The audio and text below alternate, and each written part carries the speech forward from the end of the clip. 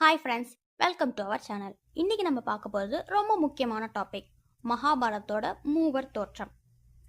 ஹஸ்தினாபுரத்து மன்னர் சாந்தனு அவர்களுக்கு பீஷ்மர் என்ற மகன் பிறந்தாரா. அதுக்கப்புறம் சாந்தனு சத்யதேவியை திருமணம் செஞ்சுக்கிறாரு. அவங்களுக்கு 2 மகன்களும் பிறக்கிறாங்க, சித்திராங்கந்தன், விசித்திர வீரியன். ஆனா இவங்க 2 பேருமே காலமாயிடுறாங்க. இதனால குரு வம்சத்தை தொடர முடியாம போயிருது. இங்க தான் பிரச்சனை ஆரம்பிக்குது. மன்னர் சாந்தனுவோட பசங்க எல்லாருமே இல்லாம போயிட்டாங்க. அப்போ சத்தியவதி ஒரு முக்கியமான முடிவு எடுக்க வேண்டியது வந்துச்சு. சத்தியவதியோட முதல் மகன் வேதவியாசர், அவங்கள கூப்பிட்டு குரு வம்சத்தை தொடங்க சொல்றாங்க. அதுக்கப்புறம் விசித்திர வீரனோட 2 மனைவிகளுடன் வேதவியாசருக்கு 3 குழந்தைகள் பிறக்கிறாங்க.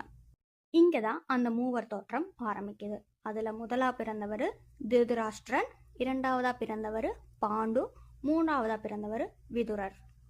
இந்த கதையோட திருப்பம் இப்பதான் ஆரம்பிக்குது. ஏன்னா திருதராஷ்டிரன் ஒரு குருடர்.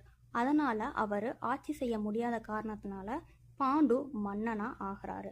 இதுதான் பாண்டவர்களுக்கும் கௌரவருக்கும் இருக்கிற கதைக்கான ஆரம்பமே. இந்த மூவர் தோற்றம் இல்லாம மகாபாரத கதை நடந்திருக்காது.